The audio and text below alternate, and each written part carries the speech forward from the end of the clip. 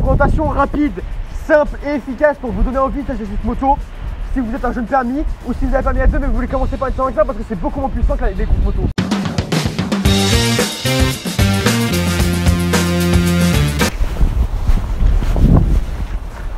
Bonjour tout le monde, c'est Guy Donnage.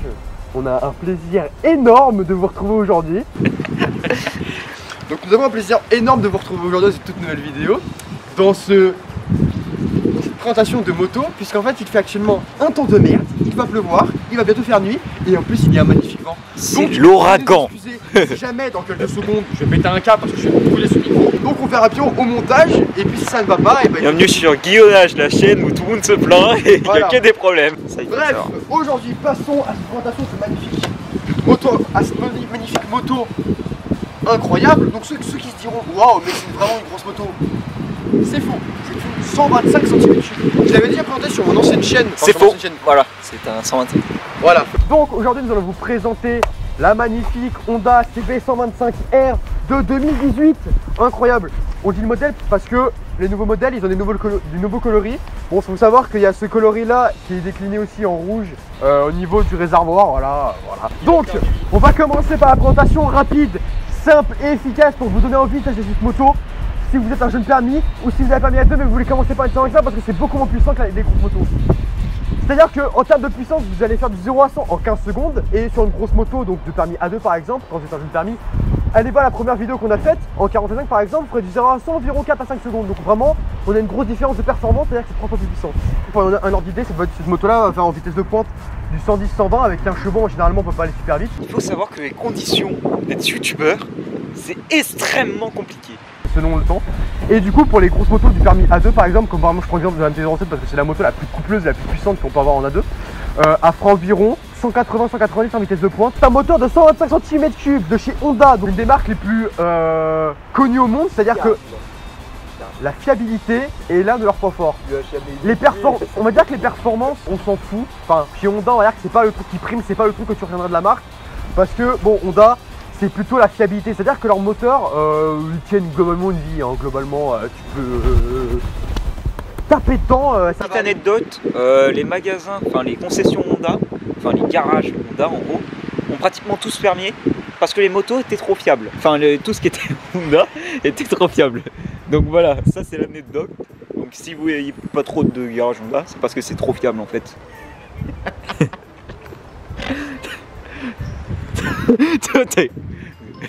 Donc si vous voyez que j'ai un pull, c'est parce qu'on attendait la même vidéo, le même jour, c'est pour ça. Mais on va le faire après.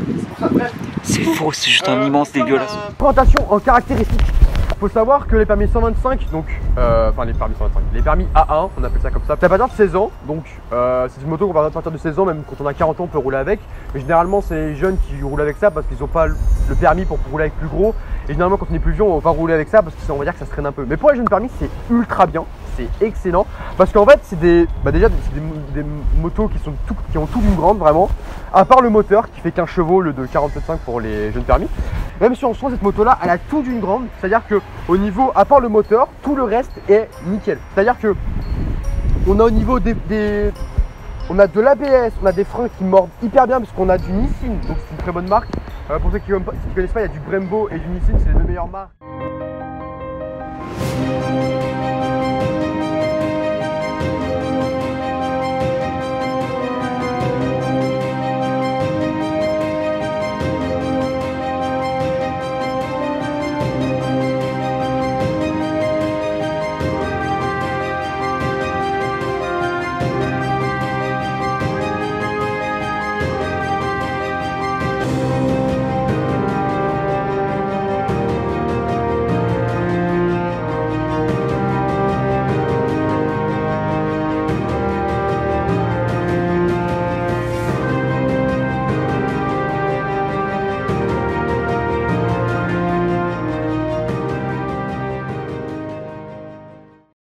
Existence en termes de moto. On a du feu à LED incroyable, on peut avoir du LED, donc on a du full LED avec un appel de phare, full LED, clignotant à LED. En termes de suspension, on a du Showa.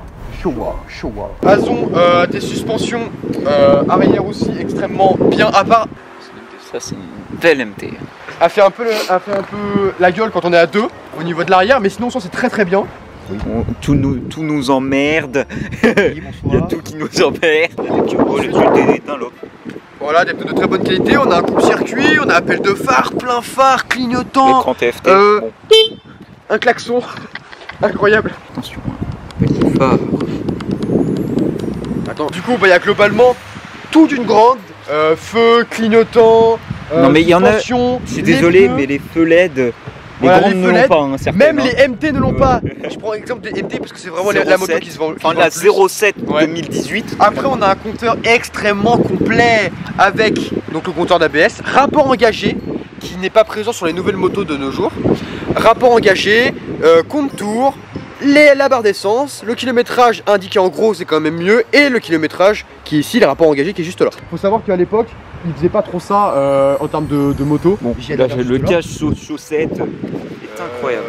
Avec le chien. En termes de suspension, on a du Showa inversé. Toutes les motos ne l'ont pas. Je prends toujours l'exemple de la MT-07 parce que c'est la moto que je connais le mieux.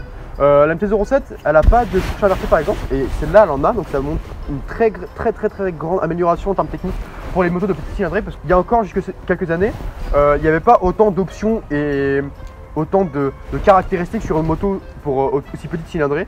C'est-à-dire qu'avant, t'avais rien, t'avais pas de feu comme ça, t'avais du vieux feu de merde, t'avais à peine des amortisseurs. Enfin voilà, les constructeurs généralement, ils s'emmerdaient pas trop pour faire de la qualité en fait sur les petites motos parce qu'ils savaient très bien qu'il n'y avait pas beaucoup à avoir d'acheteurs. Les gens vont préférer acheter même une 300 par exemple qui va faire un peu plus de chevaux mais qui va être plus destinée au permis A2 du coup pour les jeunes permis. Pour ceux qui veulent s'initier à la moto, parce que le 125 généralement les jeunes ils vont préférer attendre soit de prendre une 50 et la débrider et la quitter, qu'on sait tous, soit ils vont acheter carrément, ils vont attendre le A2. Alors maintenant on va faire écouter le petit bruit qui est franchement pas mal pour une 125 parce que normalement les 125 ils ont un peu un petit bruit de merde.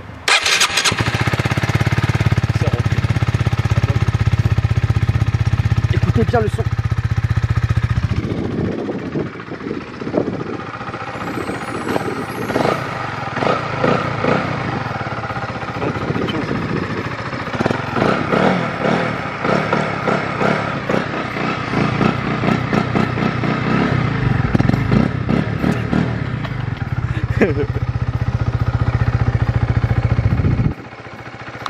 Ouais, du coup globalement la moto est quand même hyper bien équipée et tout ça, mais après il faut savoir que c'est pas sans conséquence. C'est à dire que le permis, quand tu es jeune permis, par exemple le permis A1 il est aussi cher que le permis A2, alors que quand tu passes le permis A1 t'as pas directement le permis A2. C'est-à-dire le permis A2 c'est à 18 ans, le permis A1 je le répète c'est à 16 ans. Le permis A2 il va falloir que tu le repayes, il va falloir que tu repasses toutes les mêmes formations, le plateau, la circuit, enfin tout ce qui concerne le permis. Donc en soi c'est bien d'avoir une 125 pour commencer, pour se débuter, pour si vraiment vous avez les moyens, mais si vous n'avez pas les moyens, franchement c'est à éviter. Comme lui là, il a pas 125 lui, c'est à éviter. Parce que faut savoir que le permis coûte environ 800 €, 700, 800, mais grosso modo ça coûte 800 €, donc c'est quand même un investissement. Après il y a l'assurance, quand vous êtes jeune permis sur une moto comme ça, même si en soi c'est une petite cylindrée, donc c'est pas très puissant, l'assurance va pas trop vous tacler la gueule, mais ça va coûter quand même un petit peu un bras. Cette moto là aussi, elle est pas donnée, hein, toutes ces caractéristiques on les paye, donc tout ce qui est les feux, les freins, la suspension, le bon petit bruit qu'on a enregistré, tout ça. Faut savoir que ça a un prix, ça a un coût. Faut savoir que pour du coup les motos A2, donc à 18 ans qu'on peut avoir, dans leur idée elles coûtent dans les 7000, 8000 € facile. Par exemple pour la MT c'est 7100 pour être exact. Ouais, 9, je parle bien sûr pour les motos neuves. Pour les motos 125, on va tourner autour des 4000, 5000 €. Donc on est quand même pas très loin des nouvelles motos A2, mais ça fait quand même une petite différence quand même. Mais le problème c'est que cette moto là vous allez la garder maximum 2 ans. Après vous allez vouloir forcément passer à plus gros parce que vraiment en termes de puissance c'est bien. C'est bien pour rouler en ville, mais dès que vous commencez à aller un peu partout sur l'autoroute, tout ça, ça devient très vite dérangeant pour dépasser des poids lourds et tout, c'est un peu compliqué.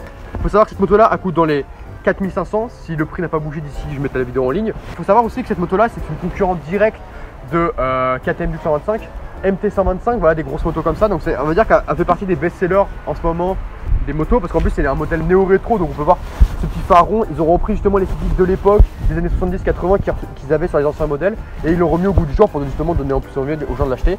Donc voilà, faut savoir que c'est quand même une moto hyper plaisante, mais en soi la moto ça reste un investissement quand même. Privilégiez quand même une 50 cm3 si jamais vous n'avez pas trop les moyens. Après voilà, hein, cette moto là, voilà, elle a plus une grande, mais le problème c'est la puissance. En parlant de termes de défauts, en tant que propriétaire de plus d'un an, pas beaucoup. Je pense qu'en termes de pneus, je pense qu'on aurait pu faire mieux. Même si en soi les pneus sont très bien, j'ai jamais penché ou des trucs comme ça. Même parce qu'en fait je connais pas trop la qualité des pneus, mais je pense que c'est des bons pneus, tu vois. Mais je pense que c'est pas des... Faut pas tâter leurs limites. Voilà, je vais pas tenter de faire toucher le genou comme ça sur le sol. Donc vraiment, je pense que les pneus c'est le défaut. Après la puissance bien sûr, parce que la puissance, si vous avez jamais conduit de grosse moto, vous allez kiffer. Genre si vous passez de 50 à ça, vous allez kiffer, c'est sûr. Donc c'est un 4 temps. Si vous voulez une vidéo sur le 4 temps et le 2 temps, donc faut savoir quand même que cette moto là c'est un 4 temps. Donc en fait il y a les 4 temps et les 2 temps. Les 2 temps vont être bien plus énervés, mais vont beaucoup moins durer dans le temps. Et il y aura un son beaucoup plus aigu, on va dire. Là c'est un 4 temps, donc il y aura beaucoup moins de couple. C'est pour ça aussi qu'à l'époque les 125 elles avaient beaucoup plus de, on va dire, de gouache, de puissance, de performance et de couple.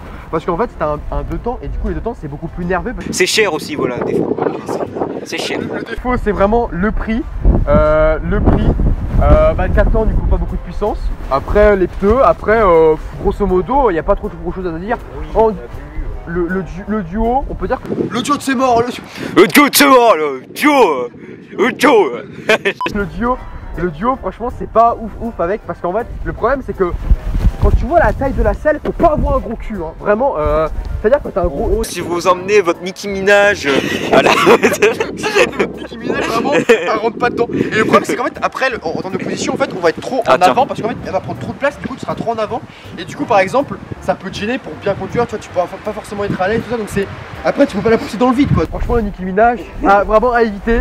À part si vous achetez une selle confort ou je sais pas. Alors ça il faut savoir les arrière-plans du tour. Là il y a deux chiens qui s'embrassent. Là il y a deux chevaux qui se baisent. Et là il y a le vent de c'est mort. Comme une ferme, hein. Oui c'est une moto, c'est incroyable. Moi j'ai retenu en qualité, c'est une moto faite pour les petits aussi. Du coup faut savoir aussi un peu plus au niveau ce qui est des caractéristiques. Faut savoir aussi par exemple en termes de hauteur de selle, elle est relativement basse, même si en soi faut pas non plus être un nain pour monter dessus, tu vois. Parce qu'en fait le problème là qu'elle a par rapport justement à la MT par exemple, c'est qu'en fait la MT elle fait 805 mm, donc t'es vraiment assez dessus, les deux pieds à plat c'est sûr, tu vois, même n'importe quel que tu feras, même si tu fais 1m65 dans les deux pieds à plat c'est sûr. Le problème de celle-là c'est qu'elle fait 818 exactement mm de hauteur, donc c'est bas, mais le problème c'est qu'elle est quand même vachement large pour une 125. Du coup ça fait que on saura pas forcément les deux pieds à plat. Moi ça faut savoir que j'ai les deux pieds à plat, presque à plat, vraiment il y a un petit truc qui... Tiens attends, il faut savoir que moi je fais 1m70. Voilà, faut savoir ça. Voilà, 1m70. Est-ce que t'as les deux pieds à plat? Attention, vraiment vite fait hein. Genre, mais en vrai je suis bien, tu vois. Genre, vite fait, après il a des TM de ouais, cité, les hein. TM le cité, Vite en fait, gros, vite fait, vous tu avez pas vois. besoin d'être quelqu'un d'immense. Voilà, grosso modo, faut pas non plus être hyper grand pour pouvoir monter dessus quoi. Avantage en termes de consommation. Ah la consommation. Tu vas à la pompe tous les 2 mois, même si tu tires bien dedans, franchement ça consomme. Non sérieusement. Lui je la consomme rien. Vraiment on est hyper. Ça par contre c'est vraiment hyper bien. On est en termes de poids, ça fait du 130 kg, donc vraiment l'agilité. 130 kg. Embouteillage, c'est parfait. Une pépite. Franchement je crois pas qu'il y ait des gros désavantages sur ça. Le seul désavantage vraiment c'est le prix. Ouais, vraiment le désavantage c'est le prix quoi. Il y a que ça. Ah oui. Donc globalement s'il faut savoir quand même qu'on n'est pas des pros, hein, on n'est pas des mecs de piste, on a quand même on a des connaissances tu vois. On n'est pas non plus des bites hein. On n'est pas des bites tu vois, on s'y connaît quand même un peu, mais voilà on n'est pas des pros, j'ai pas testé 36 000 motos, j'ai juste testé une CB500 dans ma vie, une MT et ça, donc vraiment voilà c'est les 3 seules motos que j'ai testé, ou peut-être celle là-bas aussi j'ai testé. Devinez, c'est quelle moto? On vous laisse deviner encore. Donc ben voilà mesdames et messieurs, c'est la fin de cette vidéo fort incroyable, tournée dans des conditions horribles, épouvantables, horribles. Si la vidéo nous a plu, n'hésitez pas à liker, à commenter, le petit pouce bleu, voilà. On vous le dit honnêtement, on tourne cette vidéo avant même d'avoir créé la chaîne. Ça faut le savoir quand même, c'est quand même assez incroyable. On s'excuse déjà pour le vent. On s'excuse pour la qualité sonore qui va être dégueulasse. Mais on peut pas faire... La vidéo elle a arrêté, il y a plus de place.